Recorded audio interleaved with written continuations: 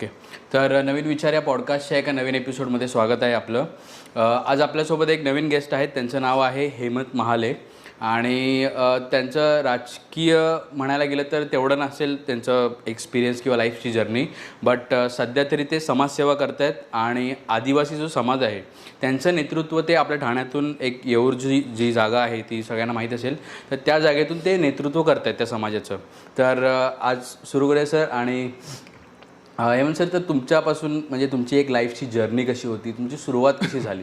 जसं एक म्हणायला गेलं तर शाळेपासूनच आपण सुरू करूया की कसं कसं झालं ते सगळं. म्हणजे माझा जन्म हा मीरा रोडच्या एक सेंट ॲनिस हॉस्पिटल म्हणून आहे, तिथे माझा जन्म झाला. आणि त्या टायमाला मला आठवते की माझी आई म्हणजे माझ्या आईचं जे माहेर होतं ते तिथल्या एका ट्रायबल एरियामध्ये होतं. डाचकुलपाडा म्हणून तिथला ट्रायबल एरिया आहे. सो तिथे सगळ्या आदिवासी जमाती राहतात, आजही राहतात आणि आजही तिथे आदिवासी लोकांची खूप मोठी वस्ती आहे. सो तिथून हॉस्पिटलला नेणं हे खूप मोठा टास्क होता, कारण की त्या टायमाला आमचं जे आजीचं घर होतं ते जंगलाच्या बाजूला होतं. आणि रात्रीच्या टायमाला अचानक आईच्या पोटात कळ मारली आणि आईला न्यायचं हॉस्पिटलला, आणि तिथे गाडी नाही, घोडा नाही, काहीच नाही.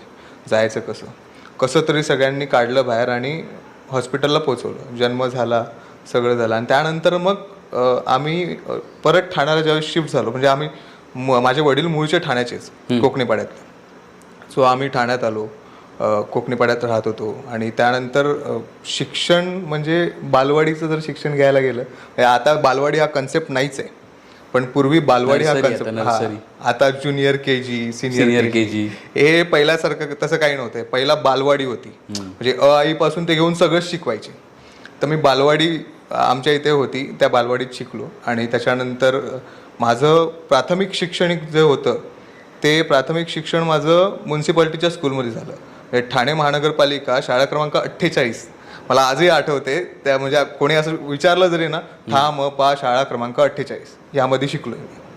आणि माझं 1ली ते 7वी हे पूर्ण एज्युकेशन मराठी मीडियममध्येच झालं. तेव्हा मला वाटतं मराठी मीडियमच होते आपले. हो, हे कॉन्व्हेंट किंवा इंटरनॅशनल स्कूल असे नव्हते. त्या टायमाला एक शाळा होती, लिटिल फ्लॉवर स्कूल, अजूनही आहे ती.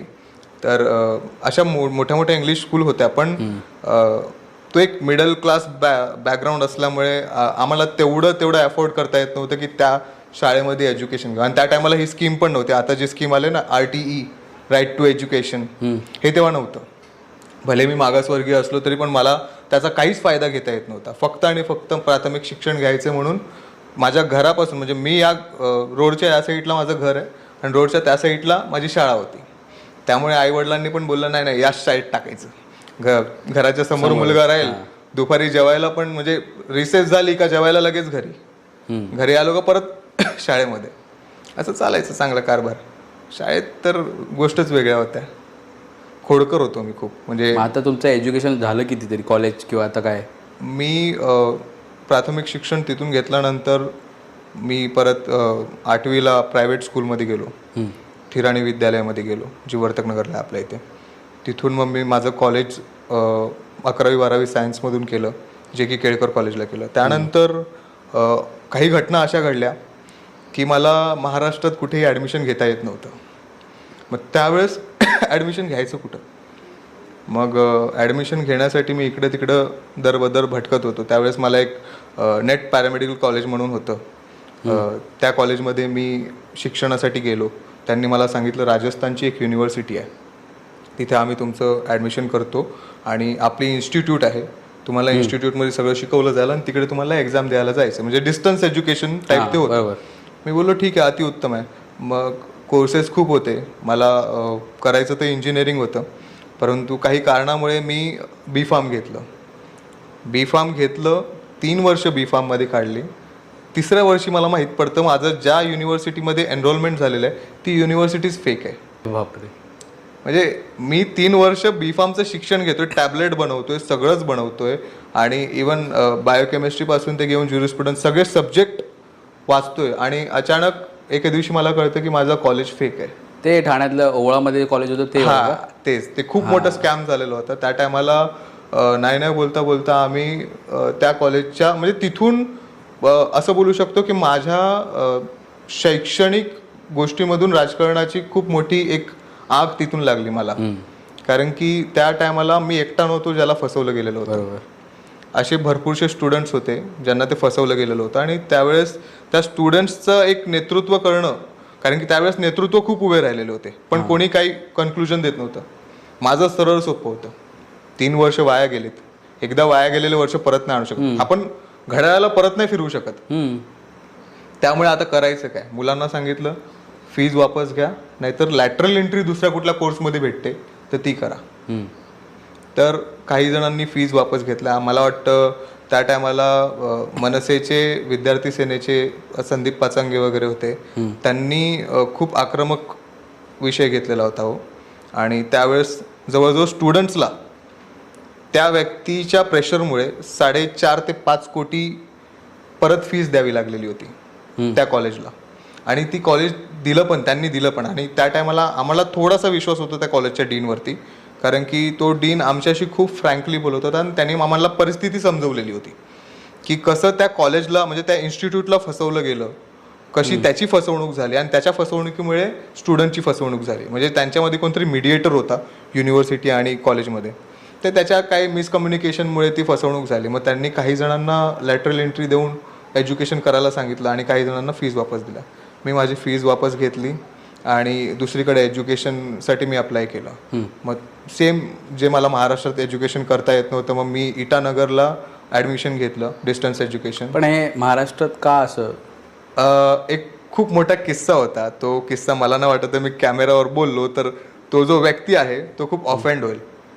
सो मी कोणाला तरी माझ्या कॉलेज टाईममध्ये मी कोणाला तरी म्हणजे आपण बोलू शकतो गरम रक्त होतं माझं. आणि मी कोणाला तरी असं अचानक कॉलर वगैरे पकडलेली होते आणि त्यामुळे माझ्या शैक्षणिक त्या भविष्यावरती खूप इम्पॅक्ट पडला त्या गोष्टीचा.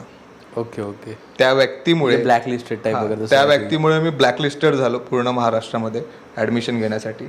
आणि मग ती काय आता कॅमेऱ्यावरती मला वाटतं उद्या परवा जर ही गोष्ट त्यांनी बघितली तर त्यांना क्लिक होईल की कोणाबद्दल बोलतोय करून. आणि मग तिथून मग मी एज्युकेशन सोडूनच, म्हणजे बोलतात ना, मला इंटरेस्टच राहिला नव्हता, पण तरी पण मी एज्युकेशन घेतलं. मी खरं तर 12वी फेल आहे.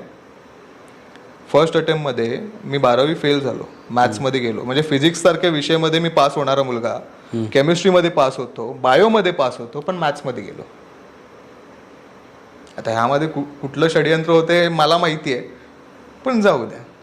त्यानंतर जुलैमध्ये मॅथ्सची एक्झाम दिली, चांगल्यापैकी पास झालो. ॲडमिशनसाठी गेलो, ॲडमिशन भेटत नव्हते, दुसरीकडे गेलो. त्याच्यानंतर इटानगरमधून BSc MLT केली आणि आता सध्या पनवेलमध्ये मी लॉ करतोय. ओके. आता तुमचं लॉचं हे चालू आहे? हां, आता मी सध्या सेकंड इयरमध्ये आहे. ओके. म्हणजे एक स्टुडंट आणि सोशल वर्कर आणि ती भूमिका तेव्हापासूनच. आणि मेन म्हणजे की ज्या गोष्टी घडल्या तेव्हापासूनच एक नेतृत्व करण्याचं तुमच्यामध्ये येत गेलं. त्याच्यामुळे तुम्ही कुठे ना कुठेतरी जाऊन आता सोशल वर्कमध्ये आहात. बरोबर. आणि आता आम्हाला पण माहिती आहे की तुम्ही म्हणजे जो आदिवासी समाज आहे त्यासाठी भरपूर, मला म्हणजे मी ऐकलं की तुमचं एक पाण्याचं आंदोलन होतं, उपोषण होतं. हां, ते तसं होतं. आणि जसं आता चर्चेमध्ये आहे जरांगे पाटील वगैरे, तशा प्रकारचं एक उपोषण होतं ते खूप. आणि मला वाटतं त्याचा रिझल्ट पण आला चांगल्या प्रकारे. खूप छान. तर त्याच्याबद्दल काय सांगू शकाल की कधी आतापर्यंत झाले किंवा काय काय झाले? तसं आंदोलनं तर खूप घेतली आम्ही. आंदोलनं झाली, त्यानंतर प्रशासनाला धाब्यावर घेणं झालं वगैरे, भरपूर झालं. म्हणजे लिटरली आम्ही खूप वेळा TMCच्या गेटवर बसून राहायचो. ऑफिसर्सला डायरेक्ट, म्हणजे आम्ही अर्ज दिल्यानंतर त्यांच्याशी एवढा रूडली कधी कधी फॉलोअप व्हायचं की ऑफिसर स्वतः बोलायचे की आम्ही काम करायला इच्छुक आहात, पण तुम्ही जर प्रेमाने आलात तर चांगलं वाटेल. आणि आम्ही एकच म्हणायचो, जर हीच गोष्ट जर तुम्ही सामान्य नागरिक आले असते आणि त्या टायमाला जर केली असते ना, आम्हाला रूढ व्हायची गरजच नव्हती. आमचं रूढ होण्याचं कारण काय आहे की तुम्ही सामान्य लोकांना ती ट्रीटमेंट दिली नाही. म्हणजे माझ्या समाजातला व्यक्ती ज्यावेळेस एखाद्या गव्हर्नमेंट ऑफिसचे दार ठोठावतो तर त्याला तो रिस्पॉन्स मिळत नाही.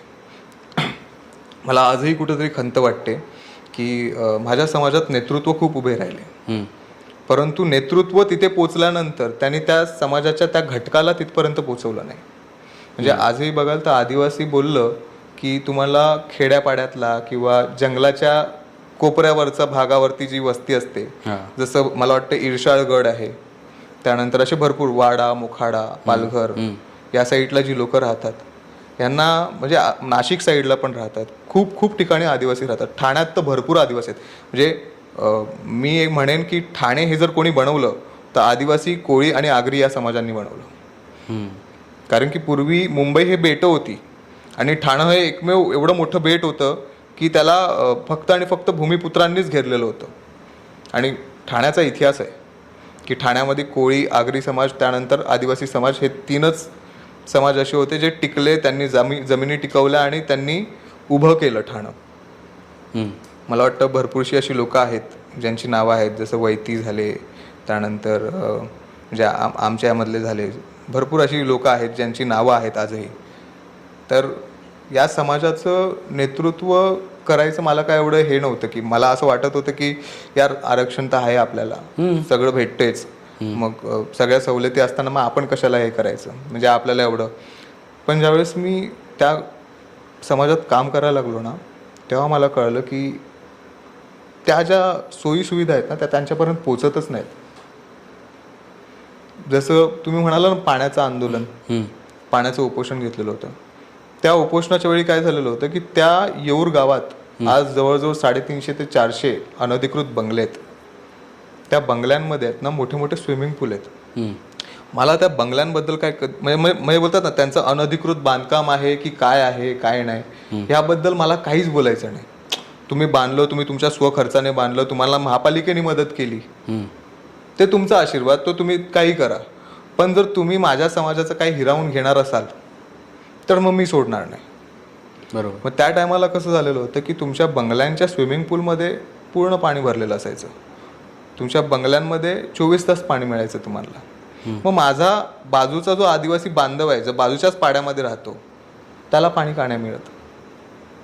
मग तो विषय ज्यावेळेस माझ्याकडे आला, तिथले स्थानिक नागरिक माझ्याकडे आले, त्यावेळेस मी त्यांना विचारलं की काय विषय काय नाही. आणि त्यानंतर मला वाटतं सुधाकर चव्हाण हे माजी नगरसेवक होते, त्यांचं थोडंसं मी मार्गदर्शन घेतलेलं होतं, त्यांना विचारलेलं होतं. त्यावेळेस मी मनसे पक्षात होतो, तर मी त्यांना असं विचारलेलं होतं की काय विषय आहे काय नाही. तर त्यांनी मला सांगितलेलं होतं की त्यांच्याच म्हणजे ते ज्यावेळेस नगरसेवक होते त्यांच्या कार्यकालात तो एक ॲग्रीमेंट झालेला होता.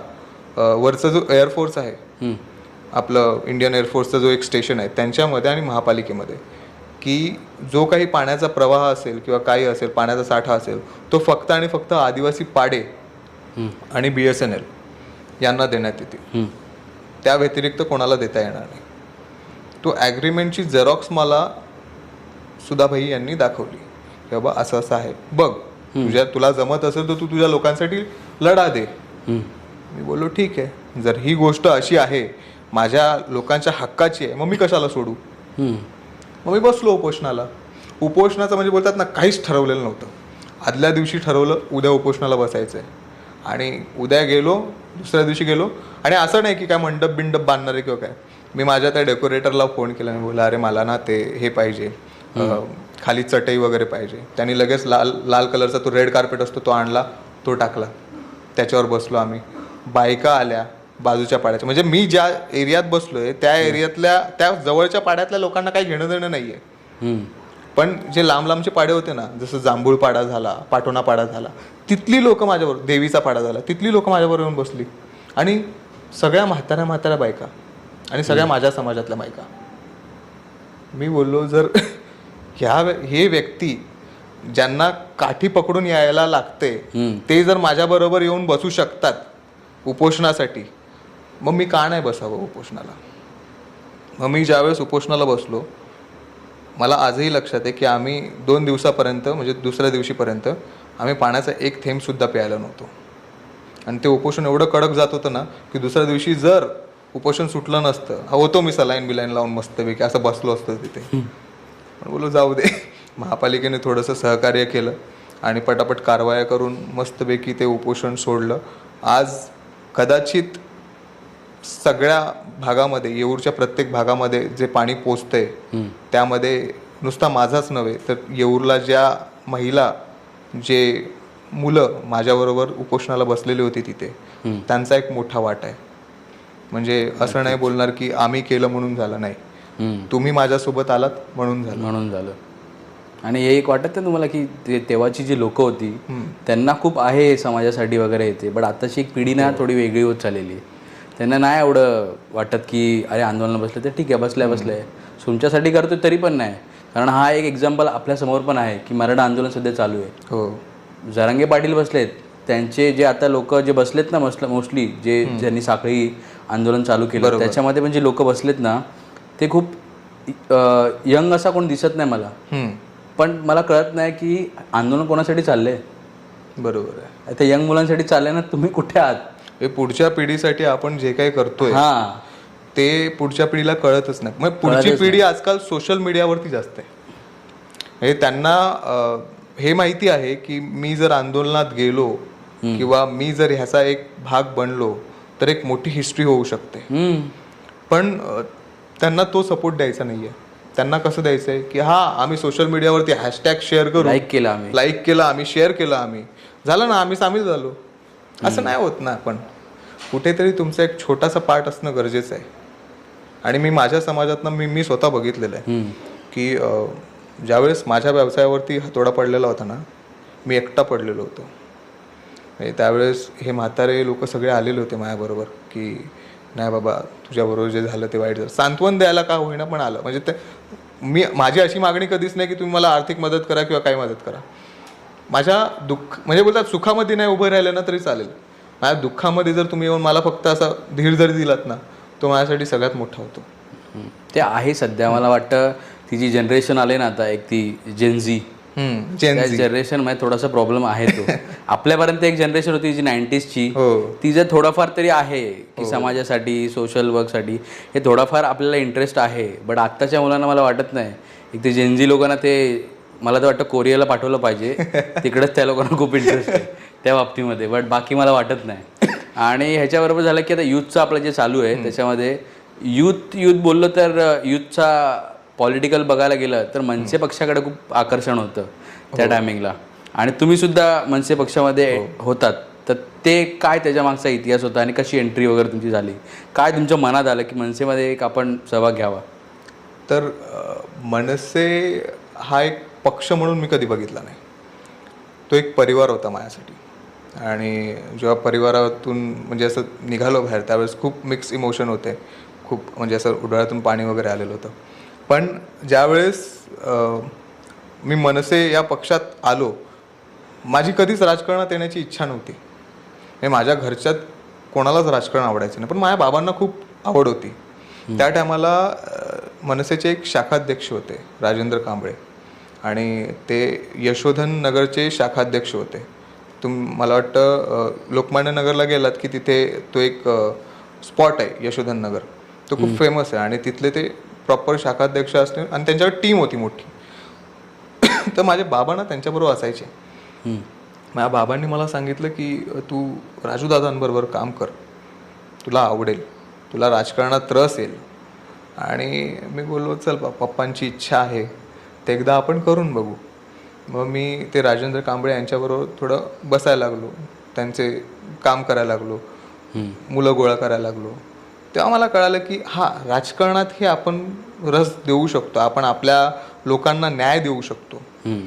त्यामुळे मग मी अशीच इच्छा प्रकट केली की आता मी ऑफिशियली यायला मला असं वाटते की तयार आहे करून. आणि त्या क्षणाचा विचार न करता राजेंद्र कांबळे यांनी मला डायरेक्ट अविनाश जाधव आणि जे मला वाटतं ठाणे जिल्हा, पालघर जिल्हा अध्यक्ष आणि ठाणे जिल्हा अध्यक्ष आहेत, आता मनसेचे नेते आहेत ते, तर त्यांच्याकडे नेलं. त्यानंतर आमचे संदीप पाचांगे आहेत, त्यांच्याकडे नेलं.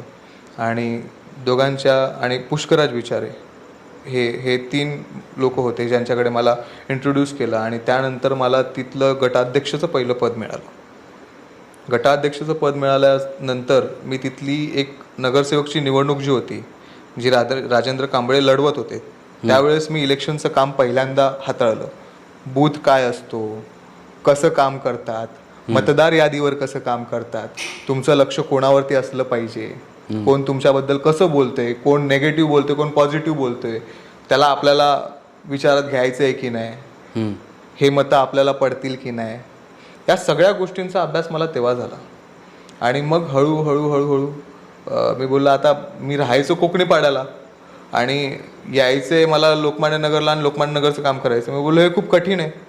मग मी पक्षाच्या वरिष्ठांना बोललो की असं असं आहे, मला माझ्या एरियातलं पद द्या. कारण की माझ्या एरियामध्ये मी बघितलेलं होतं ज्यावेळेस मी इलेक्शनचं तिकडं काम करत होतो, माझ्या इथला कॅन्डिडेट मनसेचा, त्याला माझ्या एरियातून मुलंच नव्हती.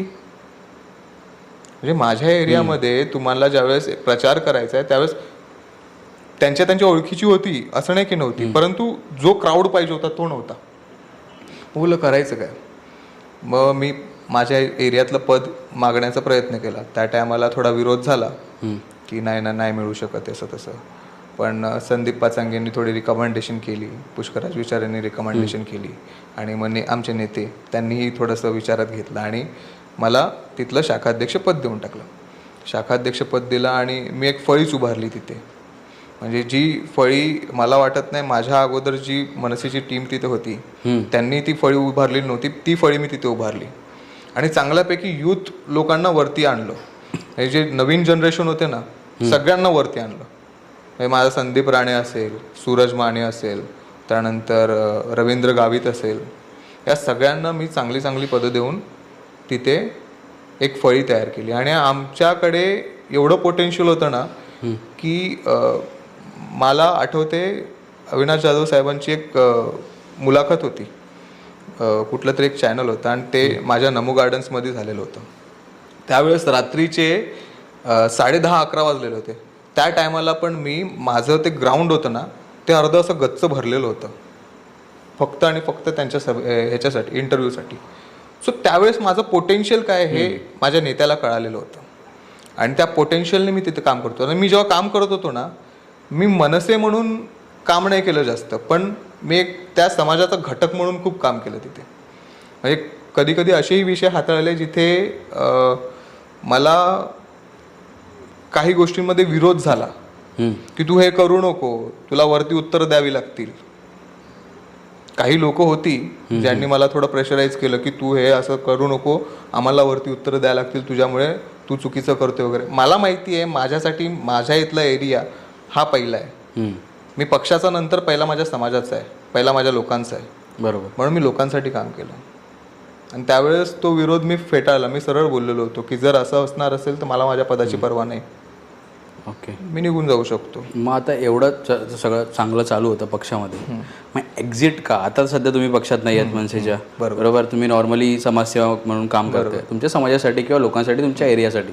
मग एक्झिट का त्यातून? असं कारण तर भरपूर आहेत, पण कसं आहे की सगळीच कारणं नाही सांगू शकत आपण. त्यातलं एक नॉर्मल कारण असं होतं की ज्यावेळेस माझ्यावरती एक हातोडा पडला, माझ्यावरती केसेस पडायला सुरुवात झाल्या, माझ्यावरती निरनिराळ्या प्रकारे धमक्या, वार वगैरे सुरू झाले. मग अशा टायमाला ना मला माझ्या पक्षाकडून खूप होप होती की यार मी ज्या माणसाला नडतोय ना तो माझ्याहून 100 पटीने मोठा आहे आणि त्या माणसाची जर मला नडायचं असेल ना तर माझ्या पक्षातला मोठा नेता माझ्याबरोबर बोलला पाहिजे, मला तिथपर्यंत पोचवलं पाहिजे. पण ते झालं नाही. ओके, तिथे मी नाराज झालो. मला असं वाटतंय मी जेव्हा सोडताना पण मी ते त्यांना बोललो की आज माझ्यावरती हातोडा पडलाय. किस्सा काय होता? म्हणजे जो तुम्ही किस्सा बोलताय, जो हातोडा पडला किंवा काय झाला, हा किस्सा काय होता? तरी तसा किस्सा बघायला गेला ना तो खूप मजेशीर होता. मजेशीर तो माझ्यासाठी होता. आता मी तुम्ही जेव्हा विचारत होतात ना तेव्हा मी मनातून असं हसलो की बाबा किस्सा विचारतायत, नक्की त्या टायमाचा किस्सा सांगितला तर तुम्ही पण थोडासा हसालच. की तो असा होता ना किस्सा की त्यावेळेस मला आपली जी लोकं होती, मी ज्यांना आपलं समजायचो, हे किती आतली आहेत हे त्यावेळेस दिसू लागलेली होती. ओके. आणि मजेशीर बाब काय होती की मी या सगळ्यांना सोबत घेऊन फिरायचो की बाबा हे बघ हे असं आहे, हे बघ हे असं आहे, तुला इथे जायचं आहे, तुला ह्याच्याकडे असं करायचं आहे, तुझी अशी मदत होईल इथे.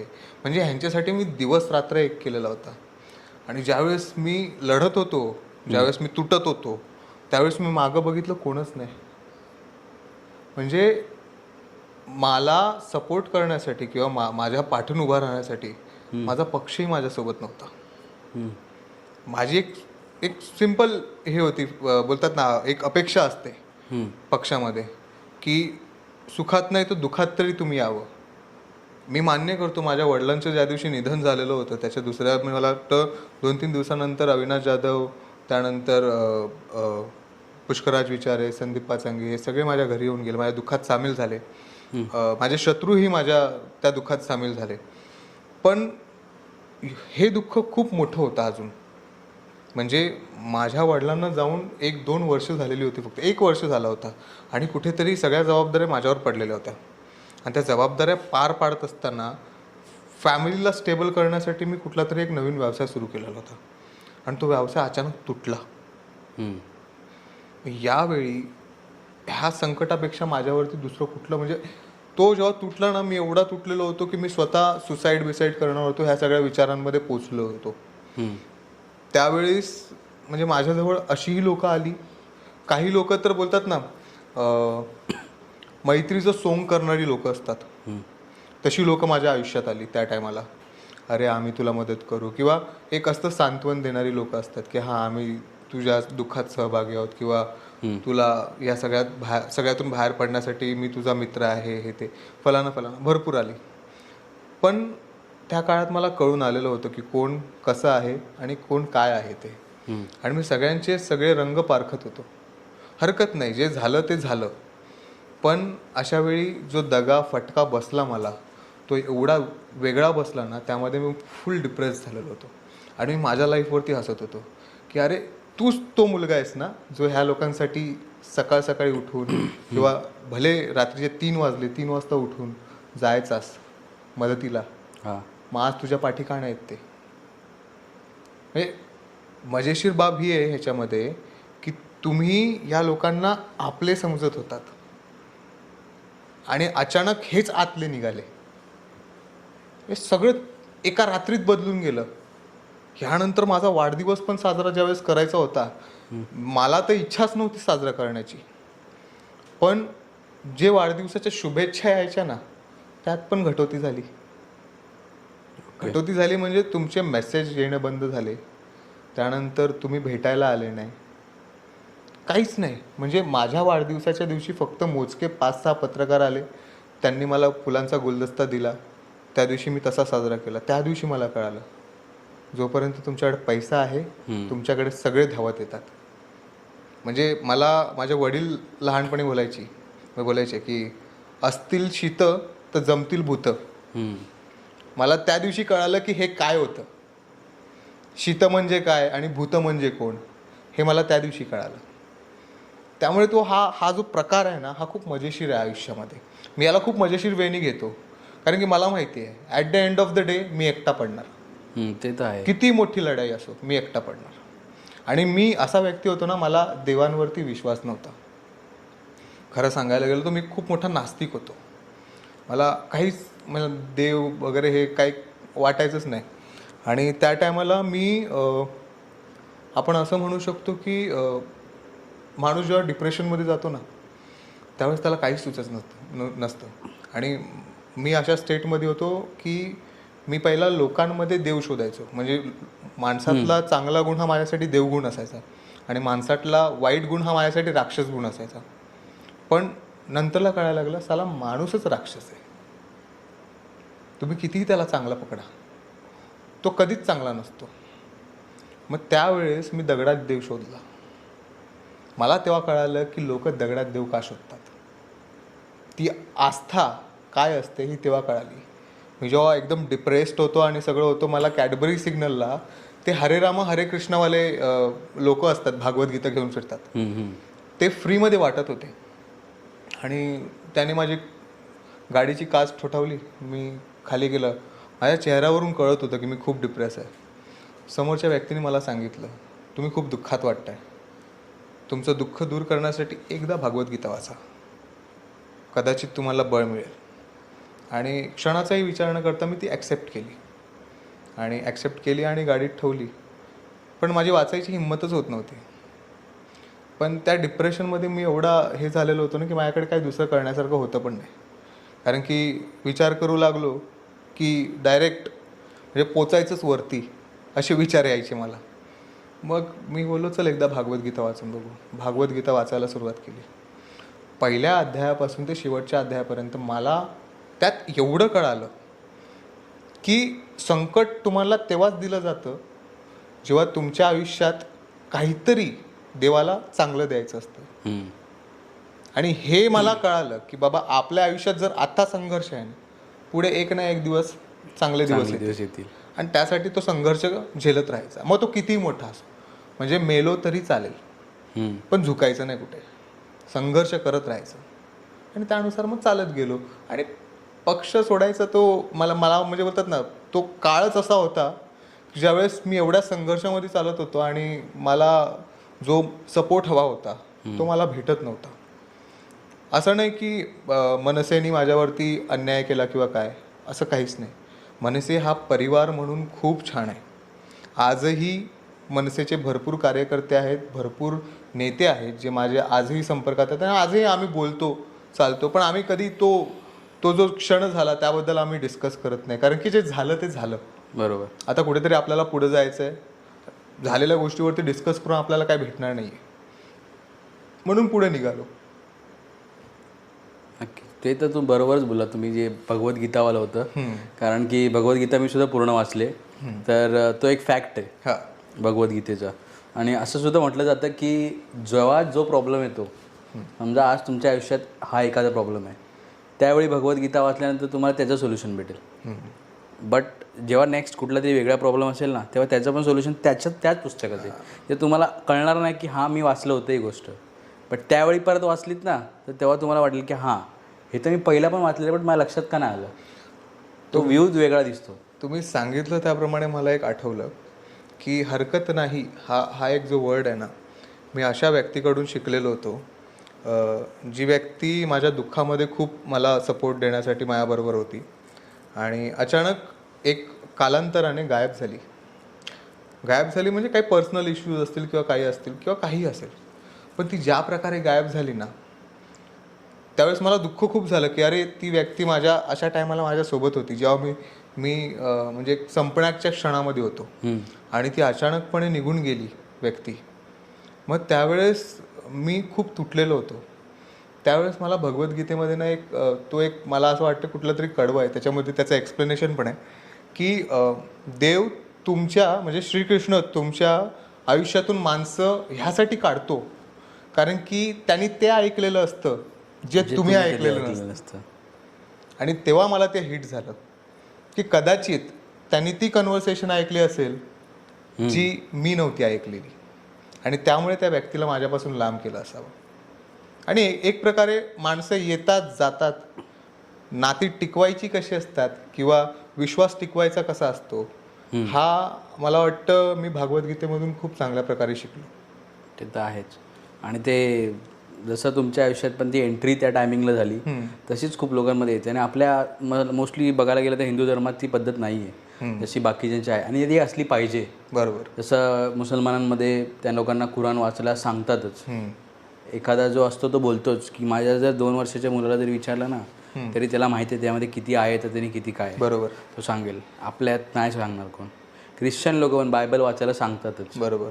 पण आपल्याकडे एवढं सुंदर पुस्तक आहे ते कोण वाचत नाही. मला वाटतं माझ्या मी बघितलं मध्ये पण आहे ते. बघितलं मी पुस्तक ते. त्याच्यामुळे मी म्हटलं की आहे, मी सुद्धा ते वाचलेलं आहे, माझ्याकडे आहे. आणि स्वतःकडे माझ्या भावाला पण मी ते गिफ्ट दिलेलं आहे. तसं तर ते खूप आहे आपल्याकडे. म्हणजे बोलतात ना, ज्ञान आहे, असं शोधायची गरज नाही तुम्हाला कोणाकडे किंवा कुठल्या माणसामध्ये. बरोबर. की तो मला येऊन शिकवेल. हे वाचा तुम्हाला भेटेल. एवढं सिम्पल लॉजिक आहे. ते तर आहेच आहे. दुसरी गोष्ट, मी दुसरं पण तुमच्याकडे पुस्तक बघितलं, श्रीमंत योगी. तो एवढा माणूस आहे आपल्याकडे. म्हणजे मी आता एकेरी उल्लेख केला तर काही लोकांना वाटेल की छत्रपती शिवाजी महाराजांनी एकेरी कसं बोलतो, पण आपल्या माणसाला आपण तसंच बोलतो. बरोबर. तशा प्रकारे. तर ते ह्या गोष्टी काही बघितल्या ना लोकांनी, तर खूप काही शिकण्यासारखं भेटतं लोकांना. ते त्या पुस्तकामागे पण एक मोठं रहस्य आहे. ते पुस्तक मला माझ्या वाढदिवसाच्या दिवशी गिफ्ट आलेलं आहे आणि ते अशा व्यक्तीने दिलं मला, जी व्यक्ती माझ्यासोबत 8 वर्ष खूप चांगल्यापैकी संघर्ष केला आणि कदाचित त्या 8 वर्षात मी काही गोष्टी ऑब्झर्व करू नाही शकलो किंवा काही गोष्टींपासून वाचवण्यासाठी की माझ्यामुळे त्यांच्या आयुष्यात काहीतरी घोळ निर्माण होईल किंवा जे काही माझ्याबरोबर संघर्ष चालू होते त्यामध्ये माझ्या कुठल्या तरी पर्सनल लाईफमध्ये जे व्यक्ती आहेत त्यांच्याबरोबर काही वाईट घडू नये या कारणामुळे मी त्या व्यक्तीला दूर केलं. आणि कधी कधी असं वाटतं, कधी कधी ते पुस्तक वाचत असतो त्यावेळेस असं वाटतं की चूक केली आपण अशा व्यक्तींना दूर करून, ज्यांनी आपल्यासोबत 8 वर्ष संघर्ष केला असावा. आहेत एक एक्सपिरियन्स असतात लाईफचे. असं नाही की सगळ्या गोष्टी सगळे लोक बरोबरच करतात. बरोबर. चुकांमधूनच माणूस शिकतो आणि चुका करणं हेच माणसाचं मेन म्हणजे बोलतात ना सर्वात चांगली गोष्ट आहे, मी तर बोलतो. बरोबर. तसं एक आहे. तर आता थोडं आपण टॉपिक चेंज करूया. ओके. सो नेक्स्ट आपलं असं होतं की आता आम्ही बघितलं की जसं तुम्ही सुरुवात केली तसं तुमच्या लाईफची सुरुवात होती, बरोबर. तुम्ही शून्यातनं मोठे झालात, सगळं झालं. आज तुम्ही चांगल्या चांगल्या तुमच्याकडे गाड्या आहेत किंवा बाकी सगळं झालं इथे, बरोबर की नाही. तर खूप लोकांचा प्रश्न पण असतो की जेव्हा लोक राजकारणात येतात तेव्हा यांच्याकडे पैसा येतो आणि खूप लोक राजकारणात पैशासाठी येतात. तर आता तुम्हाला पण बोलत असतील की तुझ्याकडे आधी तर काय नव्हतं, आता तू BMW मधून फिरतो. मग खरंच राजकारणात एवढा पैसा आहे? राजकारणात पैसा बघा कसं आहे, तुम्ही राजकारणात कुठल्या हेतूने येत आहेत हे खूप महत्त्वाचं असतं. तुमच्या इच्छा आकांक्षा काय आहेत हे खूप महत्त्वाचे असतात. मी राजकारणातून कधीच 1 रुपया कमवला नाही. म्हणजे मी त्या प्रकारचं राजकारण कधी केलंच नाही. मी माझ्या समाजासाठी झटलो, समाजासाठी लिटरली 0 झालो, पण मी कधी त्यातनं पैसा नाही कमवला. मी जे काही कमवलं आणि जे काही मी उभा राहिलो आहे आता, मी भुर्जी पाव विकण्यापासून ते एका BPO कंपनीमध्ये काम करण्यापासून, त्यात स्वतः 2 प्रायव्हेट लिमिटेड कंपनीचा मालक, प्लस एका लॉन आणि एका मॅरेज हॉलचा मालक, प्लस अजून भरपूरशा अशा इंडस्ट्रीजमध्ये मी आज एक बोलतात ना चांगल्या प्रकारे एक आंत्रप्रेन्योर म्हणून मी तिथे सेट झालो आहे. मला कधीच वाटलं नव्हतं की मी व्यावसायिक क्षेत्रात एवढा पुढे जाईन, पण मला लहानपणापासून एक इच्छा होती की बाबा आपल्याला 9 to 5 जॉब नाही जमणार. मी त्यातला नाही आहे की मला 9 ते 5 रगडवला आणि नंतरला भाई मी माझ्या 15,000 पगारासाठी दुसऱ्यांची स्वप्न कंप्लीट करत बसलो. मला ते जमतच नाही. मी जिथे कामाला गेलो ना BPOमध्ये, आज त्याच टाईपचा BPO माझा एक चालतो, ज्यामध्ये मी इंटरनॅशनल सर्व्हिसेस देतो. सो अशा भरपूरशा गोष्टी आहेत ज्यातनं मी पैसा कमवला आणि त्यातनं ह्या गाड्या घेतल्या, त्यातनं ही प्रॉपर्टी बनवली, त्यातनं सगळं उभारलं. आणि असं नाही की म्हणजे बोलतात ना मी गरीब परिवारातनं होतो, पण असं नाही की माझे पूर्वज गरीब होते. नाही, माझे पूर्वज हे ठाण्यातले भूमिपुत्र होते. म्हणजे आज तुम्ही इकडे गेलात, उपवनला गेलात, ते उपवनचं जे लोटस बिल्डिंग आहे तिथून जो पट्टा सुरू झाला तो शास्त्रीनगरचा नाका तिथपर्यंत आमची शेती होती. ही पूर्ण शेती सातबाऱ्यावरती होती आणि आजही माझ्याकडे त्याचे पुरावे आहेत आणि तेही पुरावे सगळे जिल्हाधिकारी कार्यालयातले आहेत. ओके. म्हणजे कोणी म्हणूच नाही शकत की आम्ही इथले नाही आहोत करून. म्हणजे आम्ही त्या टायमाची श्रीमंत लोक होतो, मी हे ॲक्सेप्ट करतो. पण कालांतराने अशी वेळ आलेली होती की काही आमचेच नातेवाईक असतील, काही आमचेच लोक असतील, काही समाजातली लोक असतील जी समाजकंटक असतात, त्या समाजातल्या लोकांनी माझ्या आजोबांना फसवून, माझ्या पणजोबांना फसवून, माझ्या वडिलांना फसवून, गुंडागिरी करून सगळ्या जमिनी हडपल्या. त्यानंतर म्हाडाचं लँड एक्विजिशन, खूप काही मोठ्या मोठ्या घडामोडी झाल्या, ज्याच्यामुळे बोलतात नाही एक चांगला वर्गातला असलेला माणूस पण गरीब झाला आणि मग वर आलो. आणि तुम्ही बोलता ना की गाडी BMW, यावरून मला एक किस्सा आठवतो. माझं जेव्हा टर्फ तुटलेलं होतं ना, त्यावेळेस मी माझ्या इंटरव्ह्यूमध्ये तिथे एक न्यूज चॅनलवाले आलेले होते 3-4 जण, आणि ते न्यूज कवर करत होते. त्यावेळेस त्यांनी सांगितलं की तुझ्याकडे BMW आहे म्हणजे मलाही असं गरीब व्हायचं आहे. म्हणजे मी तिथे असं बोललेलो होतो की मी गरीब आहे आणि आता कुठेतरी वर डोकं काढतोय, तर ह्यांना बघवत नाहीये. तर एकाने खाली अशी कमेंट लिहिली नॉर्मल की मलाही BMW वाला गरीब व्हायचं आहे. मी ती कमेंट संध्याकाळी बघितली. मी बोललो अरे ह्याला उत्तर काय द्यायचं. बोललो ह्याला काय माहिती आहे मी त्या BMW साठी किती संघर्ष केलाय. बरोबर की नाही. 2014ला ज्या वेळेस ती गाडी मी पहिल्यांदा पाहिली कोरम मॉलमध्ये माझ्या मित्रासोबत, मी मित्राला शब्द दिलेला होता आज नाही तर उद्या हीच गाडी घेणार आणि याच कलरमध्ये घेणार, आणि ते शब्द पूर्ण झाले. आणि ते शब्द काय मी राजकारणातल्या पैशातनं पूर्ण नाही केले. राजकारणातल्या माझ्या अकाउंटला 1 रुपया जरी आला असेल ना, तर माझं जेवढं आहे ना सगळं तुमच्या नावावरती करतो. मी सरळ स्पष्ट बोलणार आहे. म्हटलं 1 रुपया जरी माझ्या अकाउंटला किंवा माझ्या हातामध्ये किंवा माझ्या इकडे तिकडं जर राजकारणातला असेल तर माझी जेवढी प्रॉपर्टी आहे, जेवढं काय आहे, गाडी बिडी घेऊन जावा, मला नाही फरक पडत. मग आता आम्ही सांगतोय लोकांना की म्हणजे पॉडकास्टच आपलं तसं आहे की लोकांनी पॉलिटिक्समध्ये यावं. म्हणजे क्लिअरली सांगायला पाहिजे की बाबा तुम्हाला पॉलिटिक्समधून पैसा नाही भेटणार. इथे गमवावा लागतो. म्हणजे आतापर्यंत मी 2 ते 3 कोटी कर्जात गेलो, पण कधी राजकारणातनं 1 रुपया कमवला नाही मी. मला आठवते, मी लोकांच्या कोविडचा वेळ होता, 650 कुटुंबांना मी माझ्या अंगावरचं सगळं सोनं विकलेलं होतं आणि त्याच्यानी 650 कुटुंबांना राशन 1 महिन्याचं दिलेलं होतं. आजही तुम्ही कोकणी पाड्यात जाल ना, तर कोकणी पाड्यातले लोक तुम्हाला सांगतील की कोविडच्या वेळी आमच्या इथले लोकप्रतिनिधी लपलेले होते, पण हा मुलगा आम्हाला राशन वाटत होता. आणि माझ्या राशनच्या गाड्या काही बोलतात ना, काही होते मोठे मोठे राजकारणी ज्यांना माहीत पडलं की मी राशन वाटतोय, त्यांनी थोडं ट्रक अडवून ठेवलेले होते, जाऊन नाही देत होते, सोडत नव्हते. भरपूर काही गोष्टी झाल्या. पण असो, जेव्हा समाजासाठी आपण काही काम करतो ना, अडथळे किती येऊ दे, येतातच.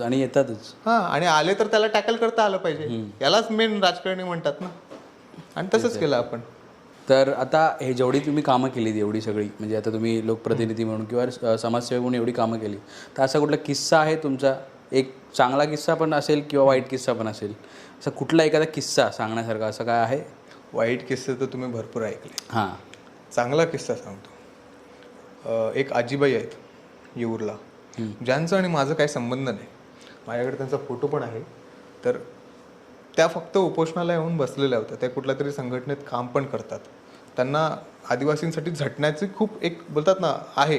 त्या आजीबाईंचं वय असेल एक 70, 75, 80 वय काहीतरी असेल, तरी पण त्या झटतात. ज्यावेळेस ना माझं टर्फ बीट तुटलेलं होतं, त्याच्यानंतर माझ्यावरती निरनिराळ्या प्रकारच्या खोट्या केसेस दाखल झालेल्या होत्या. म्हणजे शासकीय कामात अडथळा करणे आणि हे ते. म्हणजे एखादा व्यक्ती, आता ते बोलू नये, ते कोर्टाचं मॅटर आहे, ते बघून घेतील. पण एखादी केस पडल्यानंतर, म्हणजे एक एवढीशी केस पडल्यानंतर पोलीस तुम्हाला अरेस्ट करायला कुठपर्यंत पोचतात, हे मी त्या टायमाला बघितलं. आणि मला लपावं लागलेलं होतं. मी एका अशा गावात लपलेलो होतो जिथे माझा मोबाईल पण ट्रेस होत नव्हता. मी दुसऱ्या मोबाईलवरनं कॉल करून सगळ्यांशी कोऑर्डिनेट करत होतो. त्यावेळेस ती आजीबाई माझ्यासाठी कुठलीही पर्वा न करता, ज्याने माझ्यावर खोट्या केसेस टाकल्यात, त्या व्यक्तीच्या कार्यक्रमात घुसून गोंधळ करायचा प्रयत्न केलेला होता. आणि अशा वेळी माझ्या रक्ताचे काही नातेवाईक होते, जे बोलतात ना, ज्यांना पोलीस केसची भीती होती म्हणून तिथे गेलेच नव्हते. आणि ही बाई निर्भीडपणे त्या पूर्ण ह्याच्यामध्ये, त्या कार्यक्रमामध्ये गोंधळ घालायला तयार होती. मग तेव्हा मला कळालं की मी जर एवढं सगळं करून काही कमवलं असेल तर ही अशी माणसं. नक्कीच. आणि ते रिलेशनवाले म्हटले तर ते आहेत, हीच लोक बोलतात ना, येतात. आणि त्यासाठी आपण केलं पण तेवढं पाहिजे. तुम्ही केलं आहे म्हणून तुमच्यासाठी तिने पर्सनली एवढं हे केलं. बरोबर. त्याच्यामुळे. नाहीतर लोक, आपली लोक तरी मला वाटत नाही रिलेशनवाली, ते फक्त कसे आहेत, तुम्हाला चांगलं झालं की लगेच येतील. बट तुमच्या पडत्या काळात कुठलं रिलेशनशिप आलेलं मला आठवत नाही आणि येणार पण नाही. आणि ह्याच्यावरती मला एक प्रश्न होता की लोक बोलतात की जर तुम्हाला समाजसेवा करायची असेल, म्हणजे बोलतात ना, एक असं असतं की जो समाजकारणात जातो, जो समाजसेवा करण्यात जातो, त्याची फॅमिली बॅकग्राऊंड, म्हणजे फॅमिली चांगली नसते किंवा तो फॅमिलीमध्ये तेवढा चांगल्या प्रकारे नाही करू शकत. आणि जो फॅमिली जपायला जातो तो समाजसेवा नाही करू शकत. तुमचं कसं चाललंय सध्या? खरं सांगायचं झालं ना, तर मला आठवत नाही की मी कधी माझ्या आईशी एकदम जवळ बसून गप्पा मारल्यात किंवा काय. मला वाटतं फक्त एकदा ज्यावेळेस मी खूप डिप्रेशनमध्ये होतो, त्यावेळेस माझ्या आईने माझं डोकं दाबताना माझं एक खूप चांगलं कन्व्हर्सेशन झालेलं होतं. पण त्यानंतर आजपर्यंत मी फक्त घरी जातो, जेवतो आणि झोपतो, घरी जातो, चहा पितो आणि निघतो. म्हणजे माझा आणि घरचा संबंध फक्त आणि फक्त चहा, कॉफी, जेवण एवढंच आहे आणि झोपणं. त्या व्यतिरिक्त मी घरात थोडा वेळ नसतो. त्या व्यतिरिक्त मला तुम्ही फक्त आणि फक्त लोकांची कामं करताना दिसणार. मी सकाळी उठलो ना कोणतरी आलेलंच असतं घरामध्ये, माझा हा प्रॉब्लेम आहे, माझं असं झालं, माझा पगार अडकला आहे, माझ्या या शेटनी मला अशा शिव्या दिल्या. मग त्यांचे प्रॉब्लेम सॉल्व्ह करताना कधी घरात लक्ष देताच आलं नाही. तर माझं तर एकच म्हणणं आहे, जर तुम्हाला समाजकारण करायचं असेल ना, तर 100% बोलतो मी तुम्हाला, म्हणजे लोक बोलत असतील 90%, 80% वगैरे, पण मी तुम्हाला सांगतो 100% घरात लक्ष देता येत नाही. जर तुम्हाला समाजकारण करायचं असेल तर परिवार विसरा. असं समजा की तुम्हाला वाऱ्यावर सोडलं आणि तुम्हाला लोकांचीच कामं करायची. पण ह्यात पण काही लोक अशी आहेत ज्यांना मी जवळून बघितले, जे परिवारही सांभाळतात आणि समाजकारणही करतात, पण ते तेवढ्या लेवलला करता येत नाही. पण जर तुम्हाला लोकांसाठी स्वतःला वाहून घ्यायचं असेल तर परिवाराची चिंता न करता, पण तेवढंच परिवाराने पण सपोर्ट केला पाहिजे. आज मी एवढं समाजकारण करतोय, याच्या मागे माझा परिवार खंबीर उभा आहे म्हणून मी करतोय. अदरवाईज मला नाही वाटत की मी कधी समाजकारण करू शकलो असतो. तर कदाचित मी अजून तेवढा परिपक्व नाहीये की त्या गोष्टी दोन्ही सांभाळू शकू. आज माझं वय काय, 24 वयात मी स्वतःकडून काय एक्सपेक्ट करतोय. आज मी सक्सेसफुल होते हेच मी चांगल्यापैकी, म्हणजे मला असं वाटतं मी या 24 वयात जेवढं केलंय ना, तेवढं कदाचितच काही लोकांनी केलेलं असेल. खूप रेअर लोकांनी. आजकालची मुलं तेच बोललो म्हणजे आज मी बघतो ना, 26-27 वर्षाची मुलं नोकरी करतायत. व्यवसायात का नाहीत? या व्यवसायात. अरे मार्केट भरपूर मोठं आहे. जर तुम्ही उडी माराल तर तुम्हाला काहीतरी भेटेल, पण उडी मारल्यानंतर पोहायचं कसं आहे ते पण शिकणं गरजेचं आहे. तर त्याच प्रकारे मला नाही वाटत की मी कुठेतरी तेवढं परिपक्व आहे की समाजकारणात परत ते फॅमिली वगैरे जपू शकतो. तुमच्या याचे मला तर वाटतं अजूनपर्यंत त्याच्या डिग्री झाल्याच नसतील. मी स्वतः स्टुडंट आहे अजूनही. कारण की मला वाटतं आता त्यांचे ग्रॅज्युएशन होईल आणि मग ते जॉबला जातील. बरोबर. अशा ट्रॅकवरती असतील भरपूर जण. तर हे झालं. तर आता हे तर झालं सगळं, जो प्रवास होता तुमचा आत्तापर्यंतचा असं. तर आता पुढे काय प्लॅनिंग आहे तुमचा, किंवा म्हणजे जसं तुम्ही पहिला पॉलिटिकल एका पार्टीमध्ये होतात, तर आता काही पॉलिटिकल पार्टी कुठली जॉईन करण्याचं आहे डिसिजन, किंवा समाजकारण जरी करताय तरी समाजासाठी अजून काही प्लॅनिंग तुमचं, असं काही विजन आहे का काही? खरं तर तुम्ही हा प्रश्न बोलून मला गोत्यात टाकले आता.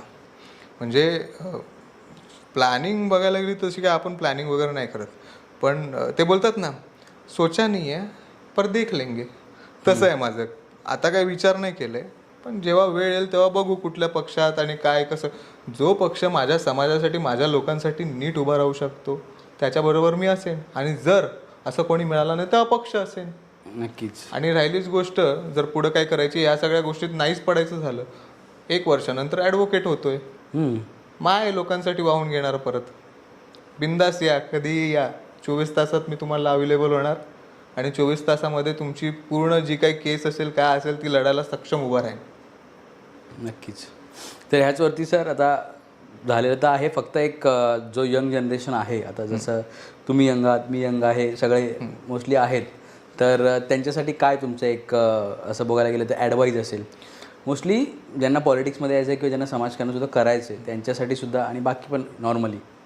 जर तुम्हाला पॉलिटिक्समध्ये यायचं आहे तर मी तर तुम्हाला एकच सांगेन की राजकारण हा असा बोलतात ना विषय आहे ज्याच्यामध्ये ज्ञानी लोकांनी यावं. कारण की आता जे एज्युकेटेड मुलं आहेत त्यांच्याकडे जेवढं नॉलेज आहे, मग मी बघितलेलं आहे खूप लोकांना ज्यांना क्रिकेट खेळता येत नाही ना, ते घरात बसून पण ना बोलतात, अरे यार सचिनने असं बॅट मारली पाहिजे होती, अरे यार धोनीने अशी, हा हेलिकॉप्टर शॉट बरोबर नाही आहे. तर तुला मैदानात उतरवलं, तुला थोडी येणार आहे. पण तेच जर एखादा वेल ट्रेंड माणूस असेल ना, तो बघून पण बोलणार नाही की ते चूक झाले, तो बोलेल की जाऊ दे, होतं कधी कधी. मग तसं आहे राजकारणात, यंग जनरेशननी आलंच पाहिजे. कारण की आत्ता यंग जनरेशनचा जो रस आहे ना राजकारणामध्ये, तो एवढा झालेला आहे की तुम्ही बघाल ना, न्यूजमध्ये लोक राजकारणाला पसंती जास्त देतात. आणि लोक म्हणजे कोण राहिलेले आहेत, यूट्यूबवरती कोण बघतं न्यूज? यंग जनरेशनच बघते. जे आपली ओल्ड जनरेशन आहे ती टी व्हीवरती बघते, बस झालं त्यांना. पण जे यंग जनरेशन आहे ती आता यूट्यूब आणि या सगळ्या गोष्टी, तुम्ही मागच्या जर सर्च रिझल्ट काढाल ना, तुम्हाला यूथ सगळ्यात जास्त पॉलिटिक्समध्ये इंटरेस्टेड असेल, आणि त्यांच्या रोजच्या व्यवहारातली गोष्ट आहे ही. असं नाही की काही नवीन आहे करून. माझा तर सल्ला हाच आहे की ज्यांना समाजासाठी काहीतरी करणं आहे, किंवा ज्यांना समाजासाठी खरोखर नेतृत्व करायचं आहे, ज्यांना वाटतं की बाबा माझ्यामुळे समाजात काहीतरी बदलू शकतं, त्यांनी यावं राजकारणात. नक्कीच सर. तर बघूया आता किती यूथ जे आहे त्याचं आपलं पॉडकास्ट बघतात आणि किती त्यांच्यावरती इम्प्लिमेंटेशन करतात. नक्कीच. कारण ते आताची जी यंग जनरेशन आहे ती आपण सांगून ऐकण्यातली सध्या तशी नाही आहे. त्यांना जिथपर्यंत स्वतःहून वाटत नाही किंवा त्यांचं असं आहेत नाही तोपर्यंत ते करत नाही. तर ते बघूया किती करतात, किती होईल. नक्कीच आमचा सुद्धा एक प्रयत्नच असेल की ते आपलं ऐकून काहीतरी चांगलं करतील. तर संपूया इथे. आपण एक खूप चांगलं वाटलं तुमच्याशी बोलून आणि धन्यवाद सर आमच्याला एक वेळ दिल्याबद्दल आणि आमच्यासोबत पॉडकास्ट केल्याबद्दल. धन्यवाद.